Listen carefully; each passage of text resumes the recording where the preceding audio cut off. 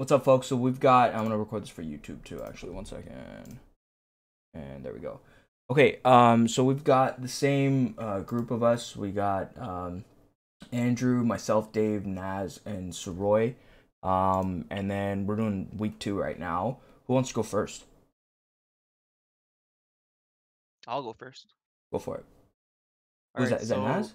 yep. Go for it. So I've been learning about day trading and trading overall for the last like 2, 3 weeks. So two things I wanted to talk about today were understanding risk to reward ratio and risk per trade. Um, when you're day trading, you don't have to win all of your trades. You just have to win on the trades. You just have to make more on the trades that you win relative to the trades that you lose. So, for example, if you're betting $100 and you make $100, you obviously have to win half your trades, make money on half your trades to break even. Um, if your risk is $100 and you're planning to make $200 per trade, you only have to win a third of your trades or be profitable on a third of your trades. And furthermore, if you're betting $100 and you're looking to win or make $300, you only have to win a quarter of your trades. Um, and so that's kind of risk to reward ratio. In terms of risk per trade, as beginners, you kind of want to risk no more than $100 per trade. And to do that, you can calculate in a sense that if the current stock price is say like $10.10, you think the stock won't go any lower than $10. Um, you're going to buy the stock at $10.10 and you're going to create a stop loss at say a little bit under $10, so say 9.90. And the reason you want to pick $10 is because you have a support level there. The support level has been defined through history. The stock will always hang up at that price because that's either a support or resistance level. In this case, support level, meaning it shouldn't go lower than that because there's backup through history at that level, that price. Um, so you're going to set a stop loss at under $10, say 9.90. Um, to give it a little bit room. So in case your trade does not go up and it goes the opposite way, you automatically sell. So if the stock price is currently $10.10 and you buy at that price, but you have a stop loss 20 cents less under that to sell at 9.90, you can calculate your risk if your risk is $100 per trade. And to do that, you divide $100 by 20 cents. That gives you 500. That means you are going to buy 500 shares. That total investment will actually be $500 times the current stock price, which is $10.10, which works out to be actually 5K. So in the grand scheme of things, you're actually investing a total of 5K, but you're risking $100. You're not risking 5K because you have an automatic sell price at 9.90. Um, So sorry. Just so I'm on the same page yep, and make sure everyone else is on the same page. That is an exercise to minimize your losses, so that theoretically, if the stock goes below 990, you're not losing more than $100. Is what you're saying, right? exactly, Perfect. Cool. exactly right. So even though you're investing 5K, you don't want your risk to be 5K. Your risk can be $1,000, $100. You define your risk and how many shares you buy and at what price is defined based off that risk. Um, that is basically it, to be honest. Um, That's super cool. Sorry. Go ahead. I didn't mean to cut you off. It sounded like you no, were. sorry, I was just thinking about something to say, but kind of drawing blank right now. So If actually, you have any one questions. of the yeah, I had a question and a kind of an exercise for anyone that's in the chat or any of for us for sure, us five. So four, right? There's four of us or Yeah, five? Four, four. four. Sorry.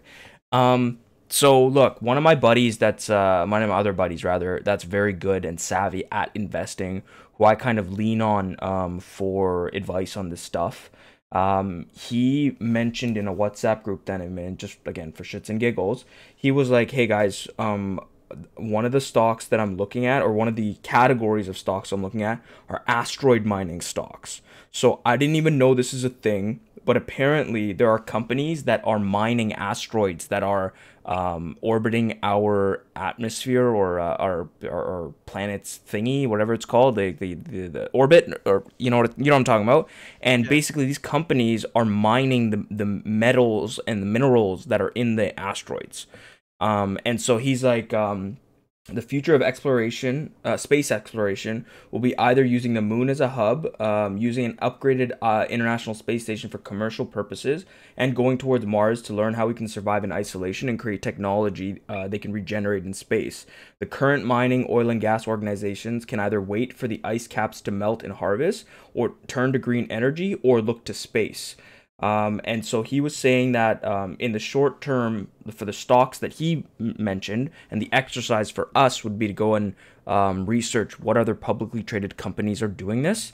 Nokia are starting to work on the telecom. So in the short term, that's what he's thinking about. Medium term, the stocks that will contribute to the International Space Station slash Hubble, and longer term would be asteroid mining. So the companies that were looking into it that have been acquired, and it's hard to say who will lead. Likely, he's thinking likely Amazon, SpaceX, or Virgin.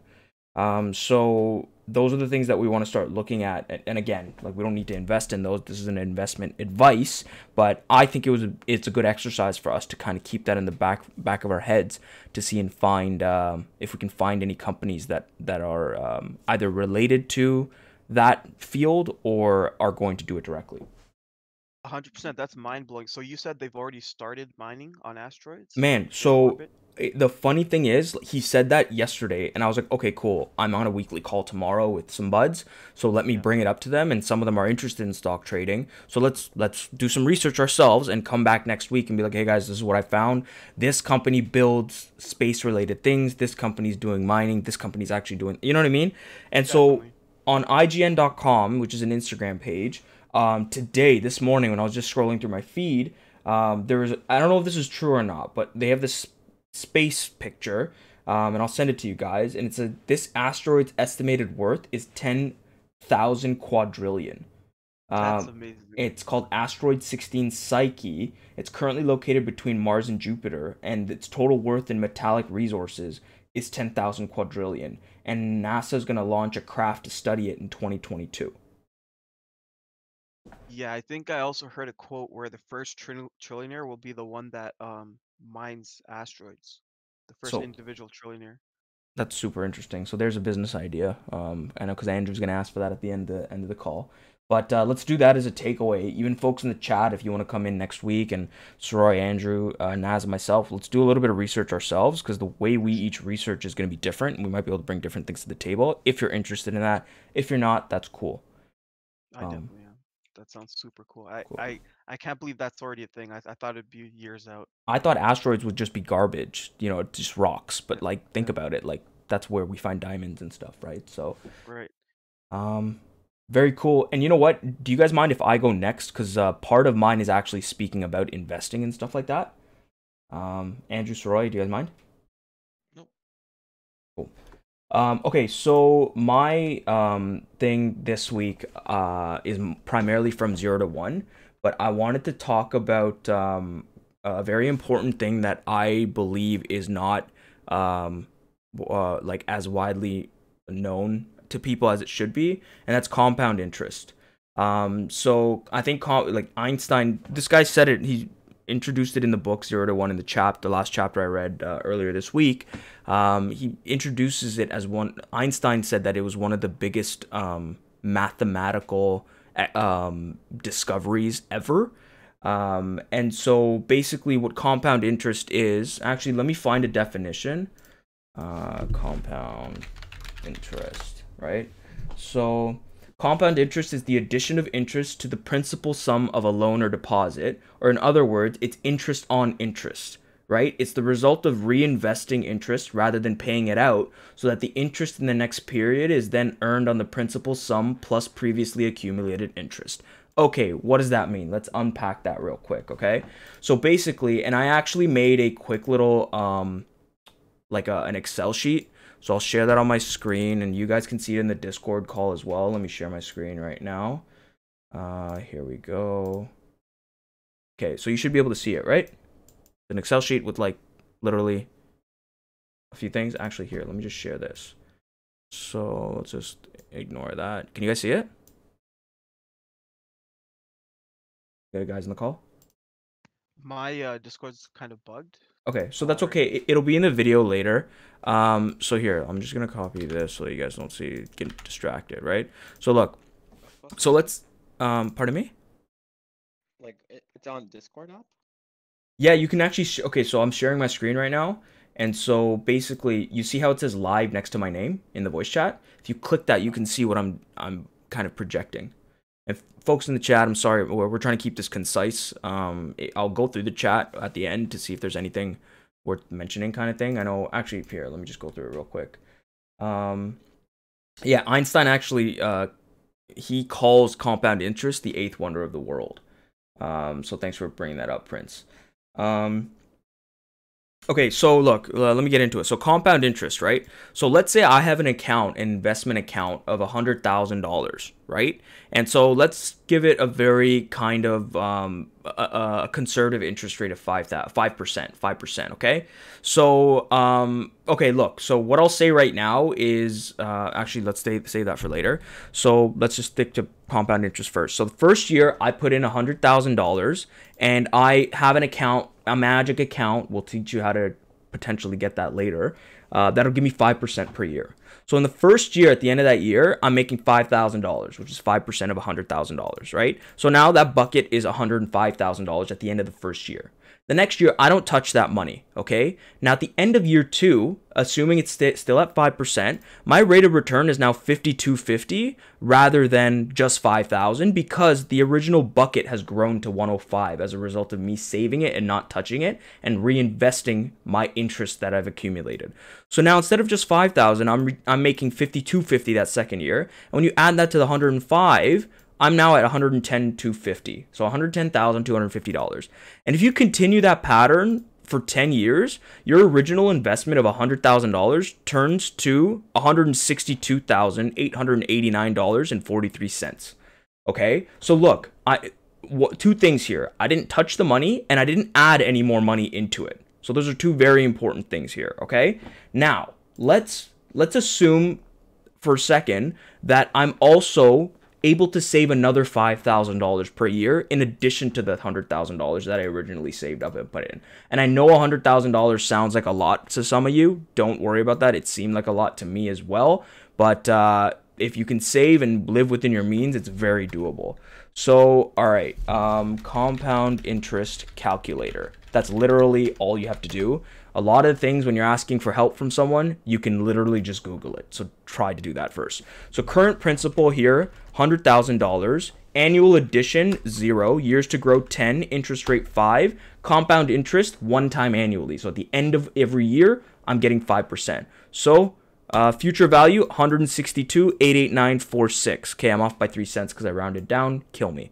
Now, let's assume that we're now adding $5,000 every year, okay? So at the end of every year, on top of the interest that I'm getting, I'm also putting $5,000 that I'm saving up for the entire year, right? Which is not, it's not rocket science, and it's not crazy amount of money. If you're 20-something years old, $5,000 is very easily savable. So I calculate now my future value after 10 years is $228,923. And that's assuming I'm only putting $5,000 in at the end of every year on top of the interest and on top of the original amount. If I'm putting in more than $5,000, you can imagine what happens here. So the reason they bring that up in the chapter is to talk about compound interest and exponential growth, which are two very important things, I think, for the lay person to understand. Now, how does the lay person go about doing this, okay? So there's 2 investment accounts in Canada that you can use to make this happen. The first is a tax-free savings account, and the second is an RRSP. We can get into the nitty-gritty of that maybe next week. I don't want to make that the topic of the conversation here because I just want to talk about exponential growth and compound interest and move on. But 5% is not much. Like if you invested in Apple in 2018, you would have made like 30% at the end of at the beginning of 2019. So it's very doable, and we can talk about what to invest in and why. Maybe Naz can talk about that next week, and I can kind of add to it. But 5% is a very conservative amount. Now, here's the thing: what I wouldn't do if I were you is go to the bank and say, hey, I want to get a TFSA and you guys manage it for me, because they're only going to give you like 1%. Now, is that better than zero? For sure, right? So I did that in the beginning with a financial advisor who netted me about 8%. And then when I got savvy, just like Naz was doing with $100 or whatever, he was talking about that in example, then I pulled the money and I started doing it myself. And like Prince says, he thinks that there's going to be a major crash. So I just sold all my stuff that I had profit on, and I'm holding everything in cash and liquid funds. So compound interest, again, we can talk about it more if you guys are interested later on. But you just need to understand, this doesn't seem sexy, right? It doesn't sound sexy to own a BMW or a Lambo or a nice house at 40, 50 years old. Right now, it sounds sexy to have it at 25. But let's be real. Those are pipe dreams, and a lot of that is just marketing tactics to get to you. Saving is not sexy, but it is certainly very, very lucrative if you know how to save and just learn how compound interest works. So the next thing I wanted to talk about was the Pareto efficiency. So this was interesting because it was discovered by an economist named Vilfredo Pareto. And basically, he noticed that 80% of the land in Italy was owned by 20% of the people. And he's like, okay, that's interesting. Why is there a disparity there? Then he also noticed, because he had a garden, that 80% of the yield for his peas came from 20% of the crop. So the author of the 0 to 1 then goes around and talks about how this is true in the world around us, right? So the most destructive earthquakes are more powerful than the sum of all the smaller ones, right? And the largest cities dwarf all the smaller ones combined. So it's similar to that. Monopoly businesses capture more value than millions of undifferentiated competitors. And when I was in sales, I actually, because I learned this in economics when I went to school, and again, I forgot about it. Then in sales, someone brought this up when I was building a book of business. They're like, 80% of your business is going to come from the top 20% of your accounts. And I was like, that's bullshit. It was absolutely true. I don't know why that is. It's just how it works. So what they contribute or attribute this to is what's called the power law. And so, so venture capital firms, so this is how they kind of like loop it into the book itself. So pause that thought for now. So venture capital firms, or VCs, are very popular if you're following technology and startups and whatnot. And they have VCs have funds. You can be an individual venture capitalist or a fund. And so what they do is it's a group of individuals that put together and pool together money from wealthy individuals or institutions. They put into a fund and invest it in technology companies that they hope will become more valuable. So what they do is they fund and profit from promising early stage startups, right? They find a startup, they say, hey, listen, I've raised $1 billion. I'll give you 200 million for 20% of your business equity. And if it grows, or you guys get bought out or acquired, I own 20% of what you're worth at that time, and I can cash out. And so if they're right, obviously they take a cut of the returns. And so their cut is usually a fifth of what they profit. The VC funds usually make monies when companies in its portfolio become more valuable and either go public or get bought out by larger companies. And they usually have a 10-year lifespan because it takes time for the companies to grow and quote unquote exit. So that sounds sexy, right? And you're talking about hundreds of millions of dollars and stuff. So here's the tough thing. Most venture-backed companies don't go public or get acquired, and they usually fail after they start. And because of this, VC funds usually lose money at first, right? And so the interesting thing is that the returns, like, okay, so you think that the returns are normally distributed, right? But this is how the author ties in the power law. So if you assume that it's normally distributed, so forget about the power law, you think bad companies fail, mediocre companies stay flat, so you break even on your returns, and the good ones, they're going to return 2 times or 4 times the investment. And that spray and pray method is usually a flop, okay? And it has no hits. VC firms that are profitable, they follow a power law. And so a small handful of their companies radically outperform all others. And if you follow diversification, you're going to miss those rare companies in the first place. And so the biggest secret in venture capital is that the best investments in a successful fund equals or outperforms the entire rest of the fund combined. So a handful of the portfolio is like the bread and butter, and the rest are just dead dust. And so they give an example, and actually, sorry, they break it down to two strange rules, very weird rules that only apply to venture capital firms or investors. They only invest in companies that have the potential to return the value of the entire fund. So if you've got $1 billion and you invest 200 million, you're banking that 200 million will get you back at least $1 billion. Or you see what I'm saying? And so that's the first rule. And the second rule, because rule number one is so restrictive, there can't be any other rules, which is very scary. Like, this is a very risky game, right? And to them, obviously, there's like formulas and stuff and things that they look at. But they give an example, and this is what I'm going to do to end it off on, is Andreessen Horowitz is an investment firm, a VC firm in the US, right? They invested $250,000 in Instagram in 2010. Facebook bought Instagram 2 years later for $1 billion, and Andreessen netted $78 million. Okay, so they invested $250. Facebook bought IG for $1 billion 2 years later, and so this venture firm netted $78 million. Okay, so that's a 312 times return in less than 2 years. Sounds sexy, right? Here's the issue. That company manages a $1.5 billion fund. So if they only wrote $250,000 checks, they need 19 Instagrams just to break even. So you only hear about the wins, but you don't hear about what else goes on in the background. I thought that was super interesting, and that was my contribution for this week rather. Cool. So who wants to go next? Any thoughts? Whatever. Yeah, I'll go next. Go for it. Did I find something that was really interesting, like the Pareto principle or the 80-20 rule? I know that the book 4-Hour Workweek also mentions it, and he talks about how 80% of your revenue or 80% of your profit comes from 20% of your customers, and the ability to look at like your book of business and then shed all the customers that aren't in the top 20% can help grow your business and reduce a lot of your stress as well. That was really interesting. Super interesting. The comment. Soroy, 1 second. Yeah. It's a little quiet. I don't know if it's because you switched to other headset. I've actually maxed you out on Discord as well. I'm just giving you a heads up so that if and when you guys watch this later on, you're like, yo, Dave, how come you didn't tell me? You know what I mean? So. Is it better now? Or? Oh, it's a lot better now. Go for it. Okay, cool. Yeah, I know my mic's a little sensitive. I always want to make the comment that day trading isn't investing. It's essentially gambling. It's just like good EV gambling. But in terms of investing, like, it is highly risky. And like, I would say that day trading is gambling, and then like long-term investing would be actually like buying and holding would be investing. But like, if you like, it's like poker essentially. If you get good at it, you can make money. I just want to make that comment.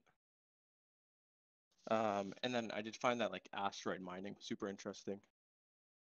I didn't know that it was already a thing. Like, you said that the 2022 is when they're gonna start doing that huge asteroid, but it's already like they're already currently mining them. No, they're not Or mining just them. getting plans? Yeah, there are plans to do that because our Earth has a finite number of resources, and so this is just another addition to well, one, space exploration is a huge thing, but two, we need to mine those resources, right? So you think about it, like, the rocks on this planet have been known to have valuable minerals. So why wouldn't the rocks on, other planets, right? So they're in talks. It's not like an unknown thing.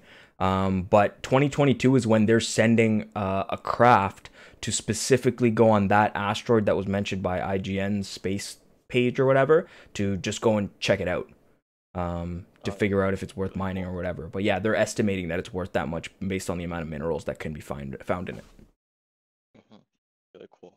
And the compound interest, I'm not sure if you said the full quote by Einstein, but it was compounded interest is the eighth wonder of the world. And those who do, let me just pull it up. See, I had it up. It was like, those who know it, he who understands it earns it, he who doesn't pays it. So I find that, like, if you don't understand compound interest, that's one thing that could really hold you back from building real long-term and generational wealth. One of the things that I've been like reading is like, when you're investing and like you're paying like your financial advisor or mutual fund with like high fees, the difference between 1% and 2% fees over time can like end up in the hundreds of thousands. I read if I read something and it was like 1% uh the difference in a 1% fee ended up being like $390,000 over a 40-year period. So being very careful on that as well is very important. Um, and then like what I do is I stick to ETFs. They're essentially the same thing as like an index fund or like a mutual fund, and they're run by algorithms. So they just automatically buy the top companies. So instead of trying to pick stocks that you think will like do really well, you buy all the top companies that um, build up like a S&P 500 or like an index, and you just try to match it. So there's not too much like human thinking involved, so you can automate it very easily with an algorithm. And then instead of paying like a 1% or 2% fee, fees are around like 0.15%, which will save you like tens of thousands, if not hundreds of $1,000s over your investing lifetime. Um, but yeah, because personal finance is something I'm super interested in. So if you have any questions, feel free to ask. And then the thing that I focused on this week is the first few points I have is from a podcast I've listened to from Stephen Bartlett. He used to run a social media company, but he recently quit to like pursue something else. But he has a podcast called CEO or Diary of a CEO, and I've been listening to that. And it's been really good. So the first thing he talked about is gratitude, kind of following up on last week. And he was talking about the idea of contrasting your life up versus down. So he said even him, someone who's really successful and all about self-improvement in the beginning of quarantine, started getting a little bit down on himself because he was comparing his life currently to his life pre-COVID. So he called this you're contrasting your life up. So let's say you like if you're comparing your life to like Kylie Jenner or celebrities, you're contrasting your life upwards. And this will cause you to be more upset about your own life because you're comparing it to something better than yours. And he's like, you can also use this in the inverse effect. So contrasting your life downward. So instead of looking at what like celebrities have or like multimillionaires, look at what like the poorest people in the world have. Like just the fact that you live in a house makes you way more way more successful than generations of people who live in India or in poorest countries in Africa. So the idea of contrasting your life down and using comparison to your advantage, not your disadvantage. And I find it's like another way to give yourself some perspective that I find that like it's not our fault. Like we live in like North America, we're comparing ourselves against people around us and what the media shows us, which is always the most successful people. So taking like a step back and looking at like the bigger picture and comparing your life down can make you more grateful for what you do have. And then one thing that I found that was really interesting was he talked about curating your social media feeds. And he's like, the people that you see on social media will play a big factor in your life. So curate them. So if you're finding yourself getting like FOMO or like you're getting like depressed because of what you see other people have and like the success you're seeing on social media, if they're not adding value to your life, he says if you can't just completely remove them and unfollow them, he says just mute their stories and posts. So maybe if it's like friends and family that you can't just unfollow because of like social constraints, he said just mute their stories and posts and you'll be better off for it. He said like if there's one thing that I can give you right now that'll add value to your life, he said just curate your social media feeds. Because of the amount of time that we spend on social media, we should be really conscious of what we're consuming. And I thought that was really interesting. I've done that before where I've muted a lot of my like Instagram stories because I realized that I was just wasting time on things that and like people that I would never even like message. So why was I like wasting my time looking at the stuff they're posting if it's not adding any value to my own life? But I've never thought about actually muting people's posts. So I've started doing that here and there and slowly working my way to like curating my feed so it's only like the people I want to see, the people who are creating posts that add value to my life and people that I actually interact with on a more daily basis. And the last point I had from this was he said, why the rich stay rich? And it's not the money, it's the access to information. He said like he was comparing like he said Kevin Hart made a comment on his Joe Rogan podcast where he said that like someone finally pulled the curtain away, and even these people who are like really rich, there's still different levels of like richness. Like there's like the people who like make a couple million, they get famous and they make like a good amount of money, but then that's like they still don't have the same access to people like the Rockefellers. Like they have different levels of information, and that's what keeps people apart. Not the actual money, it's the information. And I thought about like how the internet is like the greatest equalizer because it gives everyone, or see, I even think that everyone has access to the internet, but I recently found out that only like 1 billion out of the 7 billion people have access to the internet. So that's another way to realize how grateful we are. But the internet gives us so much access to so much information that this is like the greatest time in human history to kind of like change your social class. Like now it's not like before, like hundreds of years ago. The only way to learn would be to ask the people around you in your social circle. And like the library wasn't so big. Like now we have access to everything we would almost want. Sure, we might not know like the top secrets of like multi-billionaires, but the information that we can get access to is way bigger than it's ever been before. So those are kind of the points I got from that podcast. I was also doing a little course by Tom Bilyeu on mindset, and he was talking about social animals and how humans are social animals. And he was saying if I had to create a new habit in someone, I wouldn't try to focus on like he's like the easiest way to make someone build a new habit is by surrounding themselves by people who already have that habit. And just because of how humans crave the acceptance of others, you'll automatically adopt those habits. So the example was if someone like wanted to lose weight and like get their body in shape, he would drop them on an island, and even if they had like an unlimited amount of junk food and like food on this island, but everyone else on this island was quote unquote the hardest motherfuckers, and like they're just constantly working out and eating healthy. That person who could never eat healthy before will adopt those habits because they don't want to feel like an outsider to the group around them. So I tied this back to the other point about curating your social media. So like let's say that you want to get in shape, you should follow fitness influencers. If you want to do more yoga, follow like yoga instructors. If you want to read more, follow people who read more. If you want like to become a like business owner, follow other business owners. Like surround yourself with the people that you want to be. And with social media, it's like really easy to like find the people who already like do the things and have the habits that you want. And if we curate our social media, we can help use technology for our advantage, not our disadvantage. And then I've been listening to the audiobook Atomic Habits. So they define a habit as like there's four parts to it. There's the cue, the craving, the response, and the reward. And it's really hard to disrupt a habit or like stop doing a habit. The easiest way to change or add a new habit is by disrupting it. So the cues will always be there, and then the craving will always be there, but we just have to change the response.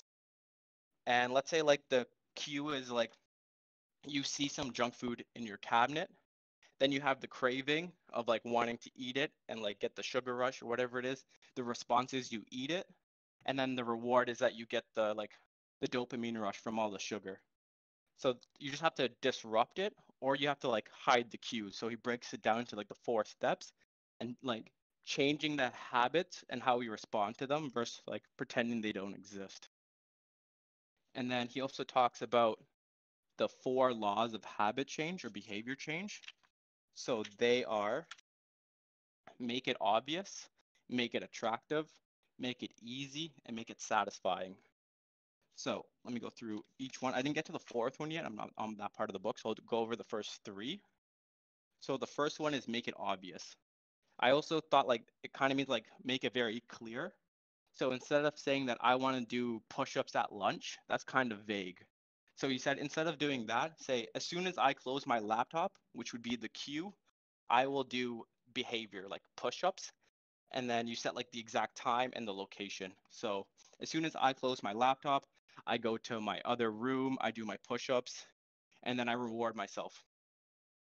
And he said like you want to make your good cues very obvious in your environment, and you want to make bad cues invisible. So with the four different laws, there's also the inverse effect, so the opposite. So um, like if you want to make a good habit obvious, you want to make the bad habit invisible, because it's easier to avoid temptation than try to resist it. So if you're always seeing the like if you have junk food out and you always see it, every time you walk past it, you'll get tempted, and eventually your willpower will run out and you'll eventually like succumb to it. So it's better just to put it away so you don't even have to like get tempted in the beginning. He was also saying the second law is make it attractive.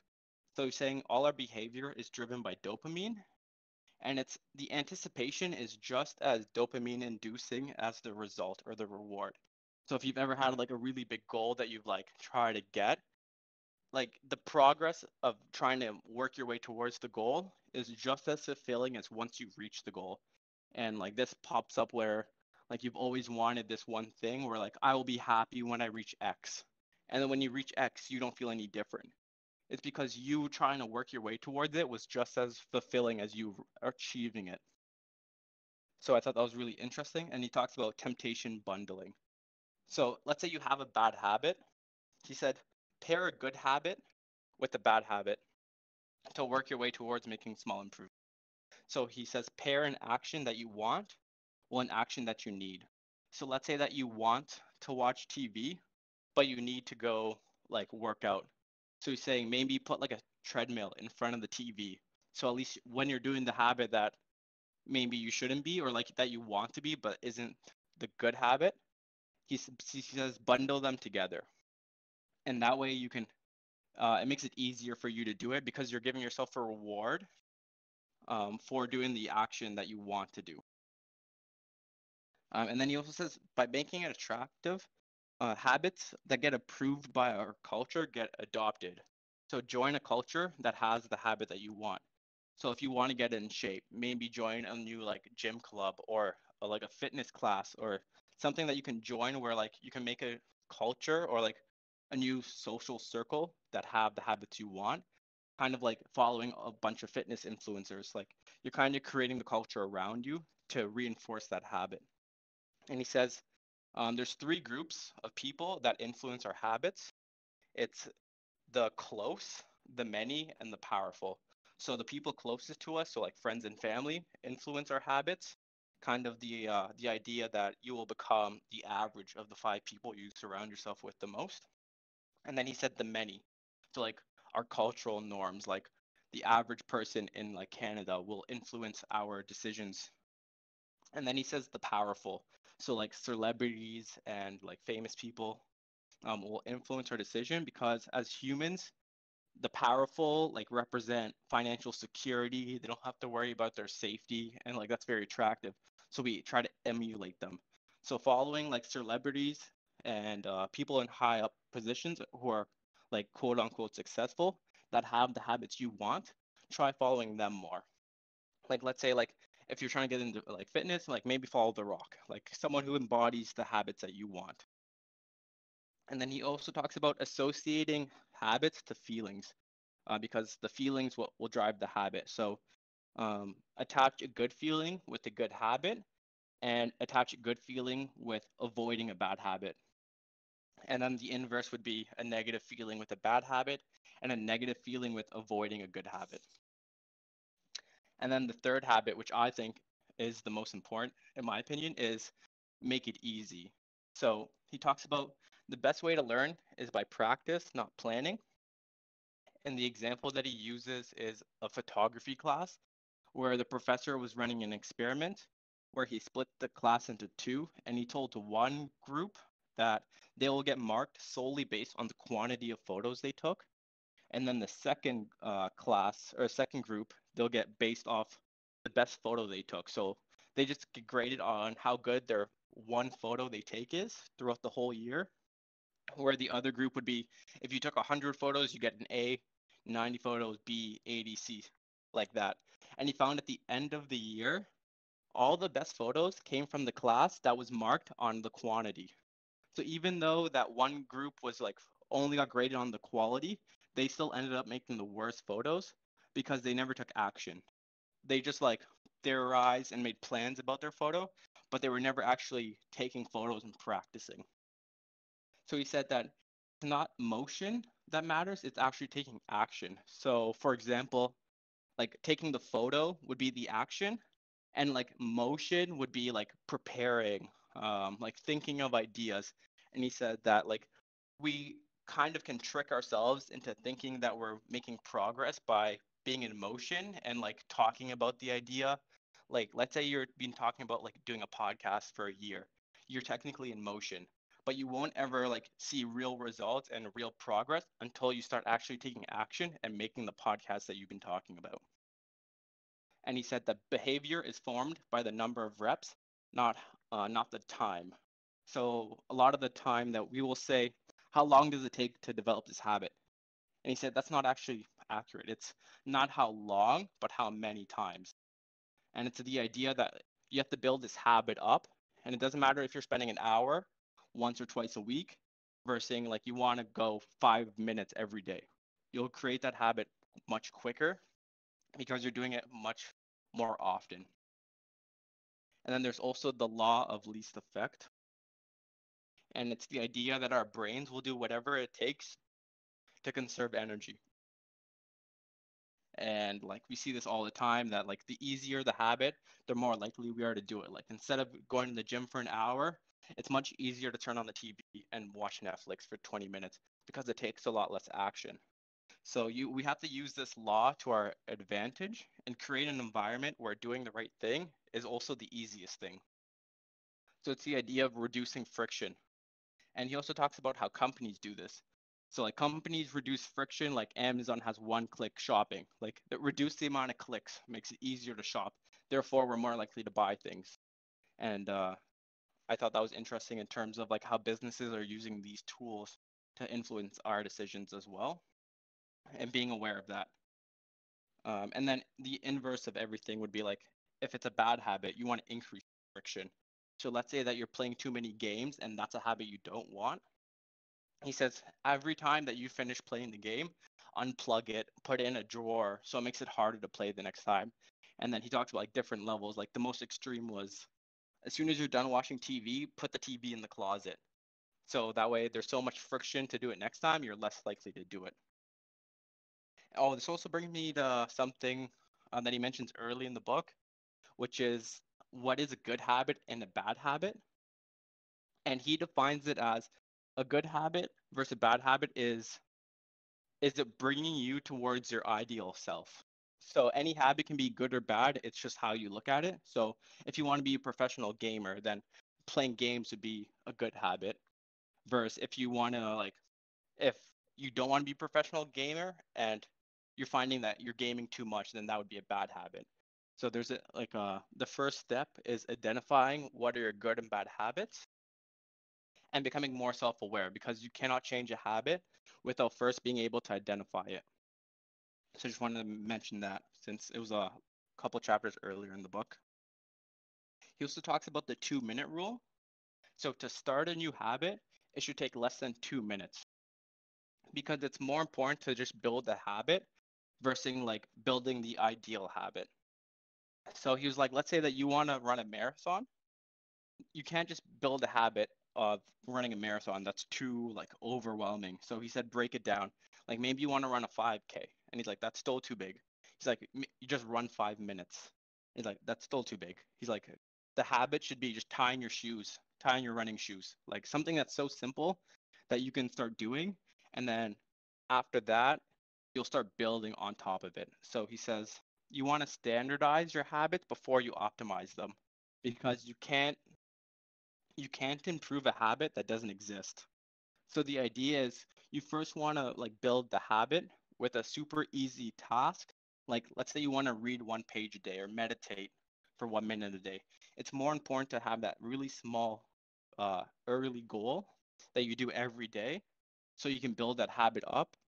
And then once you build that habit, then you can look to increase it. And he was also saying once you start, like let's say that your goal is to read 1 page, more than likely you won't stop at 1 page. You'll end up going further than you thought you would. but it like the idea of the small goal is that it doesn't overwhelm our brain or intimidate us to not start. And that's the most important part, the action, not the motion. He also talks about commitment devices. These are like choices you can make that lock you into future action. So, like an example of this was if you want to have better sleep, you buy a better mattress. And then, like, that's a one-time decision that like helps you get future returns in the future. So, also like an automatic investing plan. So, as soon as you set it up, it'll automatically do what you want for the future, and you don't have to spend like a lot of like energy doing it. And he talks about using technology to automate your habits. One of the examples he said was there's a programmer who, as soon as like it became like X time, it would shut off his router, and that would mean like he stops playing or doing work, whatever he was, and he can go to bed. I feel like that's a little extreme, but like I have something where as soon as it hits like 11 o'clock, my phone goes on do not disturb mode, so I'm not seeing notifications. I mean, sometimes I turn it off so I can look at my notifications, but it's those things that you can do to kind of help build the habits that you want. And then the fourth law was make it satisfying. I haven't finished this one fully, but what I got so far is the rule. It was like the cardinal rule of behavior change is what is immediately rewarded gets repeated, and what is immediately punished gets avoided. So if you want to make a habit stick, you want to reward it immediately, even if it's very small. And then he gives an example is the most satisfying feeling is the feeling of making progress, which reminds me of the quote, progress equals happiness. And he says you can just use something as simple as a habit tracker and just mark like you cross it off or make an X as soon as you're done. And like that like small reward of like just marking it done is enough as a reward to help build the habit. And an app that I really use is called Habit Tracker. And I have like my 10 daily habits that I try to do every day. And just marking the X and seeing the progress has like been really helpful because some days where I kind of forget all my habits, I can visually see them and then go about doing them. Some of my habits I haven't done, like I have one, it's like yoga or stretching for 10 minutes, and I don't hit that one as much as all the other ones. And I think it's because it's too great, like 10 minutes is too much. I think I have to lower it. Maybe if I lower it to 5 minutes or 2 minutes, maybe I'll be able to start doing that more often and build it into my routine and then increase it up to 10 minutes. But that's mostly what I've gone today. Did I mention? Oh no, the one other thing was he says don't break your streaks. And then he says never miss 2 days in a row because if you miss 2 days in a row, now you're creating the opposite habit. So now you're working towards the habit of not doing it, which is not what you want to do. So he said never miss 2 days in a row. And if you miss 2 days in a row, it's an indicator that you got to lower your habit. And then the inverse of the reward is the punish immediately. And he says use an accountability partner because humans deeply care of what others think. Um, so if you have someone who can immediately like reward you or like maybe be like disappointed in you, that's enough of a punishment where it'll help you get back in track. And I know someone I follow on Instagram, an author called Humble the Poet. Every day he was like posting if he wrote 10 pages a day, and every day he'd post on his story about like if he did or didn't do the habit. And I found like that's probably something that he used to build the habit of writing his book. So I thought that was really interesting. And that's about all I got for today. Really cool. That Instagram thing about muting posts and stories without unfollowing is huge.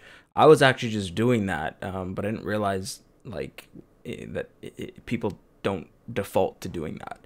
So if you want to unfollow someone, but you don't want to deal with the repercussions of them being like, "Yo, why'd you unfollow me?" and all that stuff, then you just mute their posts and stories. And if they're like, "How come you didn't see that thing?" It's like, "Oh, sorry, I have too many things on my feed." And blame the algorithm. Yeah, Sorry. there you go, right? Andrew, you're up next. Sounds good. One thing that I really like that you guys that we mentioned that the team mentioned last week and this week was gratitude. So every day I've been trying to integrate that I'm grateful for what I do have, and I'm still reaching for all the other things. But I just make sure to at least say one time to myself what I'm grateful for. So going into my book, going back to start with why. Um, so the first topic to discuss is assumptions. So in business, there's a lot of information, and you want to gather as much information as possible to make a good decision. So to make good decisions, we research the best data, and then unfortunately, what happens is people make assumptions to fill in the gaps. So when things go good based on decisions, people assume it was their good decisions that made it go good. It, but it could have been that there was just a boom in that industry, and that even people who made poor decisions in that industry did well that year. Or when things go bad, people blame the market, or they assume that they didn't have enough information, and blaming the market is a bad thing to do as well. Either way, the book's saying don't use assumptions, and the dance between gut and rational decisions um, is what we can uh, cover. Sorry, the dance between gut and rational decisions determines how business plays off and how our own personal decisions plays out as well. So using a practical example of an assumption was, once I was doing a project where we had to use graphic design. So we went to one of those websites that had stock photos available. And then the teammate that was searching for the photos assumed that we could use it on like our merchandise. And then another team member in the group chat also assumed that we could as well. But I didn't agree with their assumptions. So then I went in and I read the fine print showing that we couldn't use those images for our merchandise. So if I were to have gone with their assumptions, we would have done the whole project using material that we weren't allowed to use. So again, just be careful with the assumptions that you make in terms of business and your personal decisions. Instead of making assumptions, gather more information. Okay. So now going into the next chapter, which is about incentives. The title of the chapter is Carrots and Sticks. If you ask most businesses why their customers are their customers, most of them will tell you it's because of superior quality, features, price, or service. In other words, most companies have no clue why their customers are their customers. This is fascinating realization. If companies don't know why their customers are their customers, odds are they don't know why their employees are their employees either. To go more into this, we talk about how to influence human behavior. So the book talks about two main points on influencing human behavior. One is to manipulate behavior, and the other one is to inspire behavior. So manipulating behavior is a negative one, and the easiest example of manipulating behavior is when we're in grade school and we turn to our friend and we'll say, "I'll be your best friend if you lend me your soccer ball," or "I'll be your best friend if you give me your candy." And these these manipulations, they work. So some companies do this for their customers and staff. How do they become their best friend? Through price drops, promotions, using fear, peer pressure, promising things that will happen in the future. If you do something now, in the future, I'll give you this. But these are all forms of manipulation. So selling based on price is like heroin. Their short term gain is great, but you have to keep giving people more and more price discounts to have the same initial reaction. And um, they're talking about commodities such as insurance, mobile phones, and home computers. Those are all very price sensitive.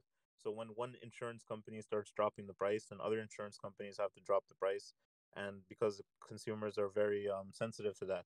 And then if you go to a company that's often giving discounts and they don't provide discounts anymore, then the customers don't buy from them because the customers are in the habit that, oh, I'll wait for, let's give an example, for the discount to come out and from this insurance company, and they won't make the purchase until they get another discount.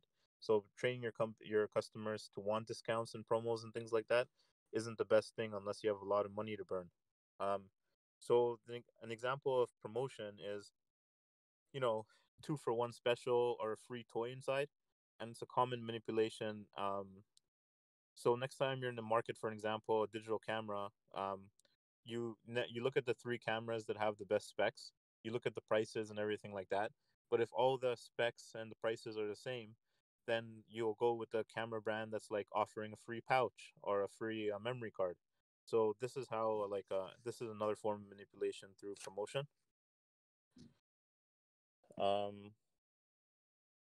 Then there's manipulation through fear. So if someone were to hold up a bank with a banana in his pocket, he would be charged with armed robbery. Clearly, no victims were in any danger of being shot, but it's the belief that the robber had a real gun in his pocket is what's considered by the law. Knowing full well that fear will motivate them to comply with his demands, the robber took steps to make the victims afraid, feel or perceive fear, real or perceived, is arguably the most powerful manipulation of the lot. So how do companies use fear to manipulate their customers? One big example is IBM, for example. No one ever got fired for hiring IBM is an old saying that describes behavior out of fear. An employee, like in a procurement department, tasked with finding the best supplier for a company, turns down a better product at a better price simply because it's from a smaller company or a less known brand. Whether the fear is real or not, they felt that their job would be on the line, so they just hire IBM because they're a good company and they usually fulfill the job and they usually do a good job. So even if they have a better product at a lower price, they'll still go with IBM out of fear of making the wrong decision and hurting their company and therefore being fired. Um, then, if anyone ever sold you something with the fear of consequences if you don't buy it, they're using a proverbial gun to your head to help you see the value, are choosing their company over the competitor. So an example of this is I was looking at a new car and I called the dealership to talk to them and they're like, yeah, you better. I'm like, I'm busy this week. I'll come in next week. And they're like, yeah, but the car might sell by then. So they're like using fear of the car being sold to try and make me buy the car faster, which didn't work because I wasn't really that into it. Another thing people use to manipulate their clients and their staff is aspirations. So an example is smoking. If fear motivates us to move away from something horrible, inspirational messages tempt us to go towards something desirable.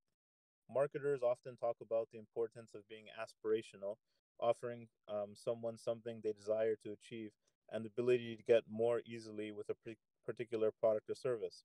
An example is, you're looking at a weight loss program or like an education program, and it's like the 6 steps to a happier life, or work those abs to your dream dress size, and or in 6 short weeks you'll be rich.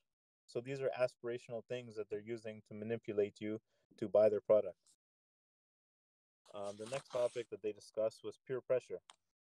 A clear example. The reason I'm like reading quotes out of the book is because they did such a good job with the examples that when you read them, you understand exactly what they're talking about. So talking about peer pressure, 4 out of 5 dentists prefer Trident, and then a double-blind study from a top university concluded that such and such product does this. They'll put that in a late-night infomercial. And the way that the consumers think is, if the product is good enough for professionals, then it's good enough for you and me. Um, and then other like quotes will be like, with over 1 million satisfied customers and counting. So these are all methods that companies use peer pressure to get their clients to buy from them. Another way of manipulation that the book talked about is novelty innovation, which is not real innovation. An example is Motorola created the really popular thin phone, the Razr, back in 2004. And they said it's a major innovation in design and engineering. As Motorola has created a phone of first, the combination of materials such as aircraft grade aluminum with new advances such as internal antenna and chemically etched keypad led to the formation of a device that's 14 millimeters thin.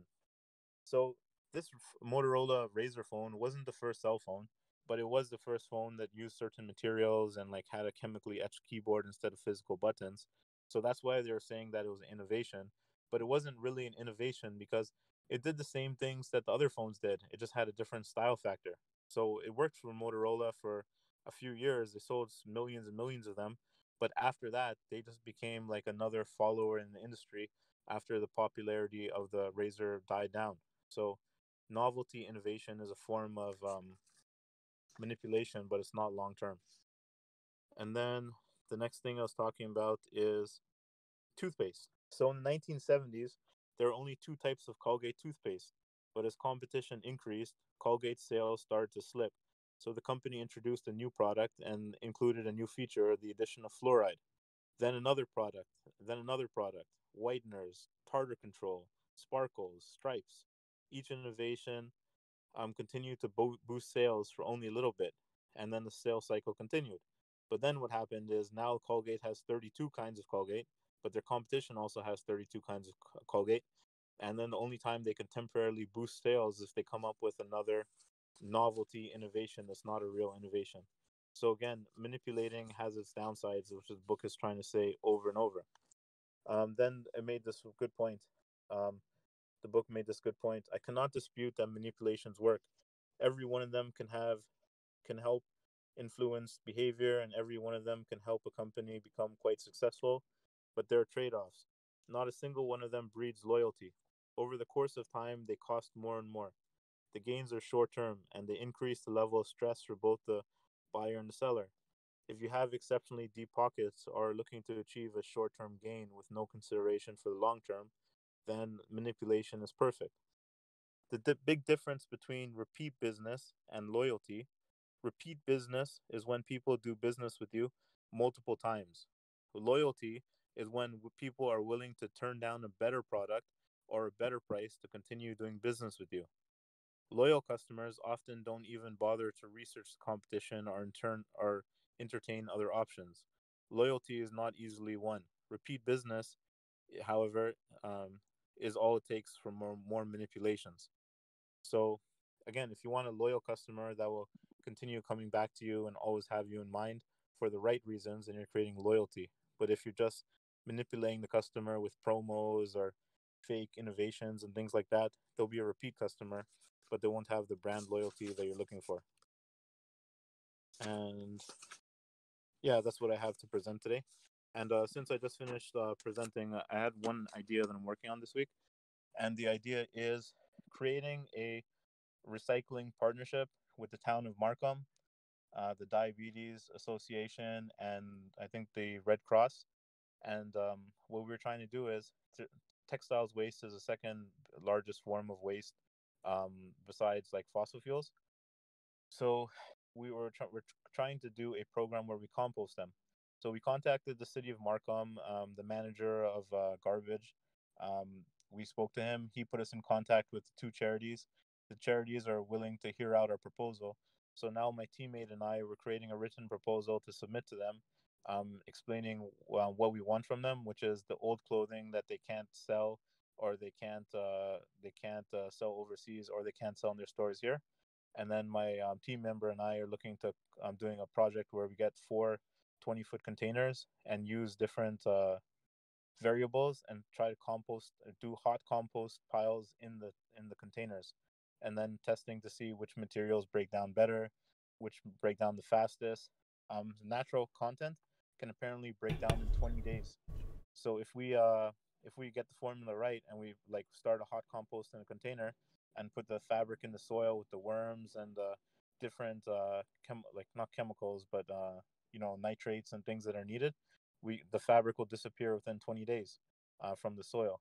So we want to do a pilot program like that, and this is not for profit. This is like for the betterment of the environment and the world, because I guess I've been in the textiles industry and haven't really thought about this. So now we're looking to do something that's not for profit, just to try and avoid some waste from going to the dumps in Canada. And then if it works well, then we'd like to expand the program as well. So that's what I was working on this week. Wait, clothing is biodegradable? No, only some types. I see. Okay. Only a small percentage as of now, but they're coming out with new enzymes and things that can break things down. That they're doing trials with, that we would like to test as well. So before, you can like break down cotton, like 100% cotton is like the easiest. But then, like if you're breaking down a cotton sweater, you have to make sure that you take off the plastic buttons and things like that, and you're only putting cotton into the ground. But like polyester blends are like prominent use of material, and they historically haven't been able to be composted. But through new enzymes and chemicals that are available, that's what we want to test, if we can break down these materials that weren't able to before. They just started that with plastic too. They just started a super enzyme where they can break down plastic in a couple of days. Yes, So exactly. That's the exact technology we're looking at, because polyester is like a kind of plastic as well. So that's the exact technology we're talking about. Yeah, that's amazing. If that can get off the ground, Yeah. for sure. Wow. Very cool. One thing I'm doing right now is in terms of business ideas is I'm helping one of my friends on Twitch try to get partnerships and sponsorships. So working with small time streamers, that especially the ones that are on upwards momentum, that are trajecting them to get on partner level status. A lot of them are good at being content creators and being personalities on Twitch, but they're not necessarily good at pitching themselves or know how to reach out to people or position themselves in a way to set them up for successes and additional sources of revenue and stuff like that. A lot of them, they just get reached out to by brands once they make a name for themselves. So I'm working on that right now, and we'll see where that goes. Yeah, that sounds super cool. So you're taking care of more of like the business side for the streamers? Yeah, so like, I'm not streaming isn't like an end all be all. What's up, Duffs? By the way, he's just in the chat. Yeah, it's not an end all be all for me, but for some people it is, right? So one of my buddies that I just met through streaming, he actually lives in Pickering. Met him a couple times, and he was like, "Oh, I want to do a sponsorship thing, but I don't even know how to get started." And I was like, "Yo, dude, out of all the people I know, you're the closest to being partner status, or you have the trajectory to make that happen." So he and I have been hopped on a couple calls, put together a pitch, and then I'm using my prospecting techniques at my job to reach out to the individuals to be like, "Hey, dude, how do we go about doing this?" And kind of pitching. So we'll see. Yeah, I Are you think that's pitching? super cool. Sorry, go ahead. Yeah, I was gonna say, are you pitching to like the streamers to get them, or are you pitching in terms for the streamer For the to different streamer. people first? Exactly. So like Logitech, Asus were two vendors in our ecosystem that I know have gaming related gear, or want use that as a method of advertising their products, because a lot of people that are on Twitch use those products. So the idea is there's different types of sponsorships that I've seen. The first thing is a paid deal sponsorship, where they do a one-time payment and they're like, "Okay, we'll pay you this much. You have to do X, Y, and Z, aka you can only use our products. We get to put our logo on your stream," that kind of stuff. Or another one is there's actually technically three. The second thing is, hey, we'll give you like a referral code. For everyone that buys off of your referral code, we give you X amount of dollars. And the third thing is the easiest one, I think. Actually, the second and third thing are hand in hand in terms of easiness. The third one is, okay, hey, we're just going to send you products for free and you advertise it for us.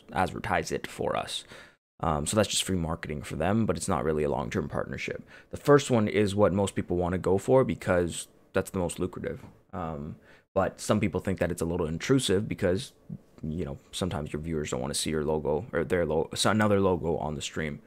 But that's one thing I was thinking about.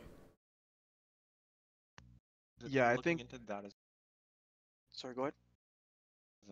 like in terms of like if you do like the YouTube or like podcasting, like how to like monetize it, and like some of the tips that I like picked up on from influencer summit I attended was, instead of like waiting around for like an influencer or like a company to reach out to you with an offer, like go out, reach Yes. out to them. And then like there's like super easy low hanging fruit, whereas like you put like, for example, it's like a product that you really like. So like let's say for me, I'd probably do like an Audible, and like in the beginning of, like he said, like start from the beginning, like first episode, like put an Audible like advertising in, and then like you just get the code, right? And then, because he was saying, let's say that like you do like 100 episodes or something, and then like you start getting traction, your audience is still gonna go back to your first few episodes. So if you're not putting those advertisements in like super early, you're missing out on huge potential loss. So I thought that was really interesting, where like being proactive versus reactive and not trying to mock. Exactly. And like when I went to TwitchCon last year, a lot of the big time partners were like, "Hey man, like you'd be surprised that like you said, a lot of people just wait till they amass this fame and following, and then the brand deals just come in. But they're like, you'd be surprised how many like brands would be open to partnering with small time streamers, because at the end of the day, however many user or viewers you have, whether it's 10, whether it's 50 or whatever, that's an audience that's not watching a full-time streamer at that time. And they, that's still dollars that can get into the brand's pockets. So they want to get after those quote unquote customers or end users as well. So yeah, you're absolutely right. But Naz, you were trying to say something. Go ahead. Yeah, no, I was just gonna say that especially in the content creating space, it's kind of not necessarily, but it's kind of an inverse where the more predominant content creators, in the sense that like they're more passionate, they're all about the content creation. They're not necessarily business savvy, in the sense that like a lot of the industries that you look at, like the mainstream guys, those guys aren't necessarily the best at what they do. Whereas like the people that actually are more of the smaller channels, especially like music and like whatever YouTube podcasts. Joe Rogan kind of kills that, but it's just that if you can if you can lower the barrier to entry for a lot of these industries and content creation, um, for these guys, you can help them grow a lot bigger, and that just betters that industry or that space, I think, by doing it this way, like helping them out Hmm. um, financially or whatever. And it just helps me selfishly. He's a bigger streamer than I am, so he's been helping me a lot. He was like, yo, I gotta pay you to do this, and I'm like, nah, man, like, you don't need to. Like, you just keep supporting my stream. That's all I can ask of you. But then the other thing is, I don't have a showcase yet. So the way I'm thinking is, if I can get him some deals, then the next person, I might ask them, hey, yeah, so this is my fee, my finder's fee, so to speak. And I'll have all the conversations with the vendors. You just have to represent yourself and tell them who you are when I get you in touch with them. So again, I'm just flirting with the idea. It's just something that came on my lap. So I'm like, let me see, let's see. Something to be a little bit productive and help a buddy out. Yeah, that's super smart. Yeah. Cause like one of the things that I was like looking into, like if you want to do like let's say coaching, one of the things is you do it for free in the beginning, like Yes. and then you use it as a case study. And then like this essentially what you're gonna do. Like if you can get this guy some kind of deal, um, and then for the next one, you use him as the case study to kind of build credibility with yourself for future use. So definitely good business model, I would say.